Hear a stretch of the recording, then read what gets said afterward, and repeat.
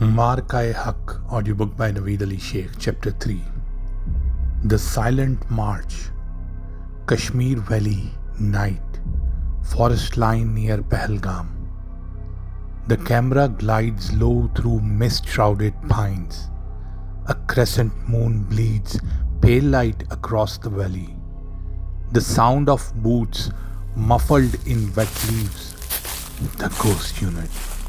12 commandos, black-clad, painted faces, eyes burning like wolves in the night. At the center, the ghost himself, calm, silent, his scarf fluttering with the mountain breeze. Server moves along, his heavy build shifting like a bear in the shadows. His hand signals are sharp and precise. Every man knows his role. They halt. Ahead, faint torchlights flicker. An Indian Army temporary base, hastily set up under guise of pilgrim protection. Ghost kneels, scanning with binoculars inside.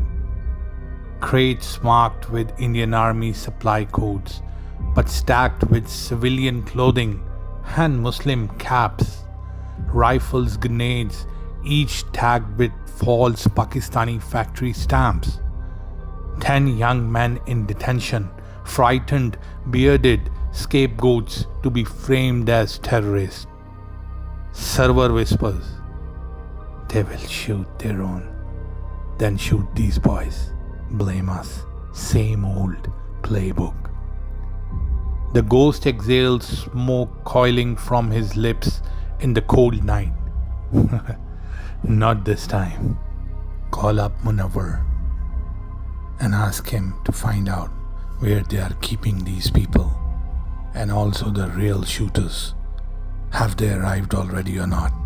I need update by 400 hours tomorrow. We'll be here for a couple of days. Tell the boys to make themselves comfortable." Scene change. New Delhi Defense Minister's safe house. Same night. The Defense Minister sits with NSA Ajit and RAW Chief. The mood is clinically merciless. "Minister, tomorrow night Pahalgam, 30 minutes of fire, pilgrims, tourists, all dead. We leave their corpses with Pakistani stamps. Our snipers will finish the shooters. The world will see the horror and blame will fall where we want it."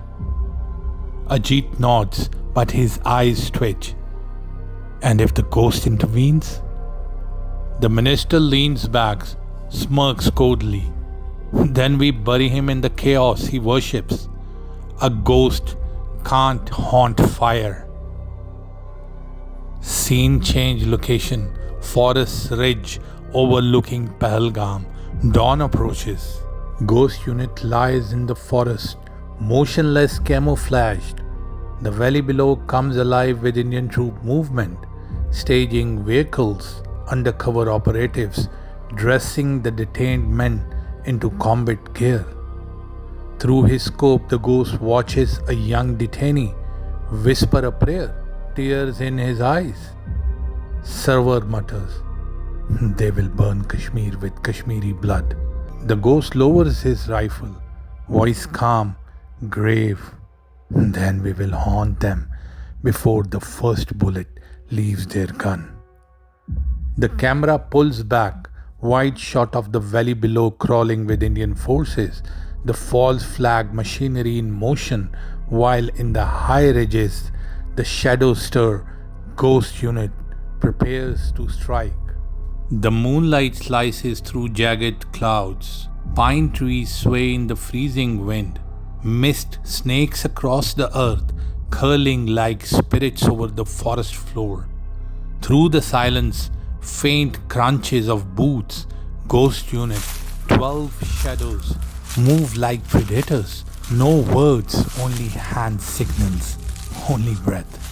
At the center, the ghost, eyes sharp, calm.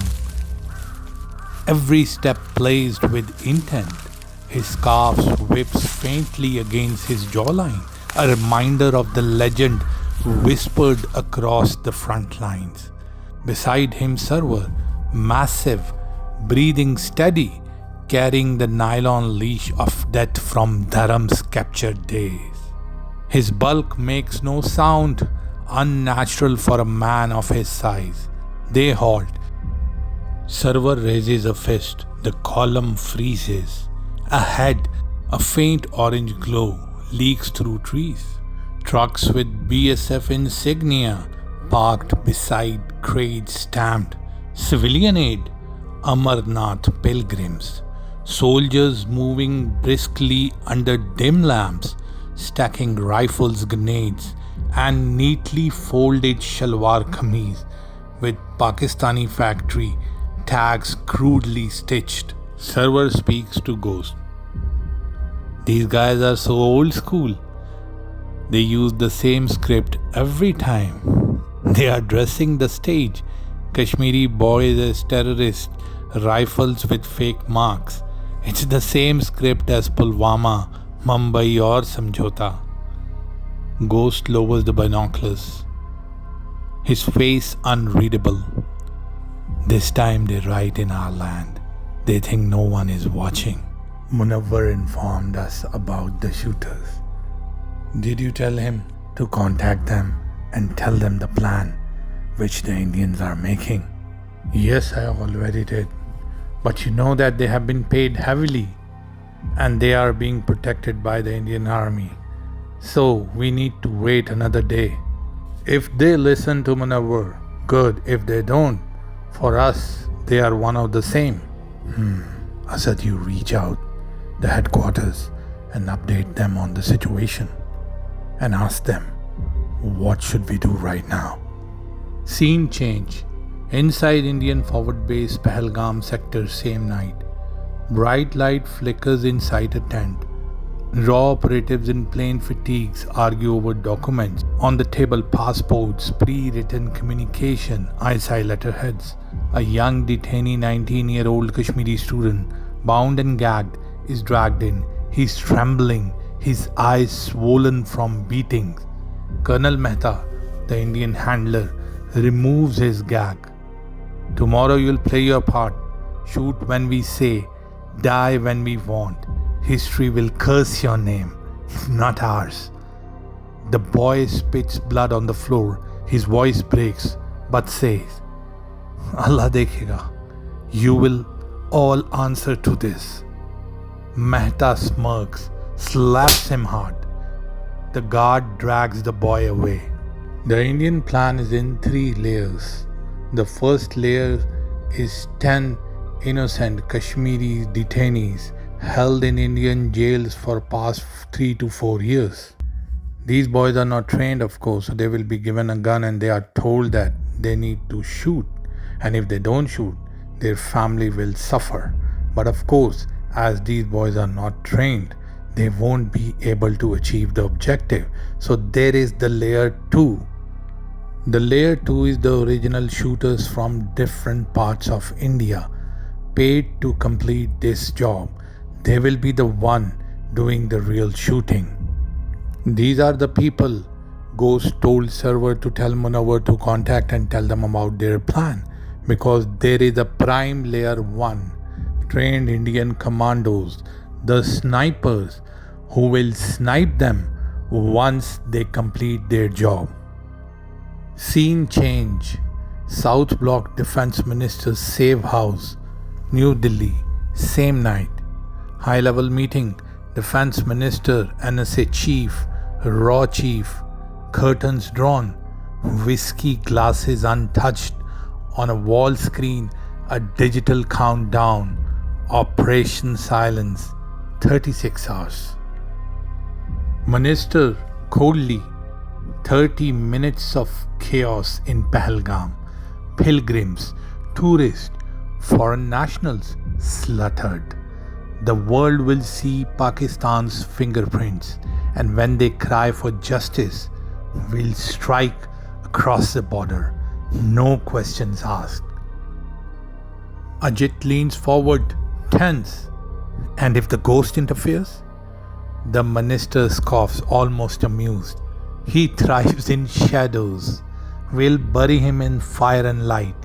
No myth survives an inferno. We already moved snipers to eliminate our own shooters. When the dust settles, only bodies and planted evidence remains. The minister nods. Perfect. Ghost dies in silence. Nations rise in spectacle. Scene change. GHQ Strategic War Room. Same time. Screen glows in dim light. Red dots pulse across the line of control. Generals, intelligence chief, and operation officers seated in tense silence. DGISI. Intercepted chatter confirms it. They are staging Pahalgam as their false flag. Detainees from Kashmiri village are being fitted as sacrificial pawns. General Adnan stands, tapping the map. And the shooters?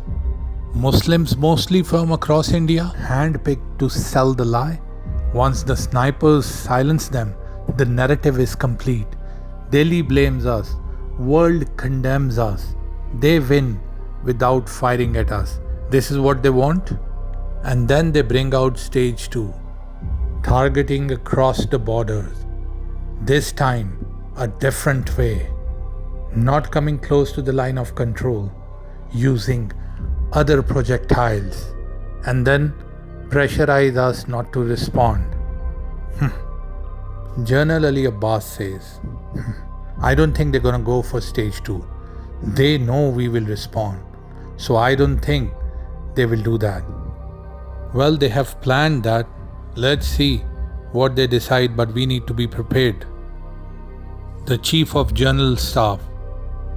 Unless we cut their hand before it strikes. The ghost unit is already in Kashmir.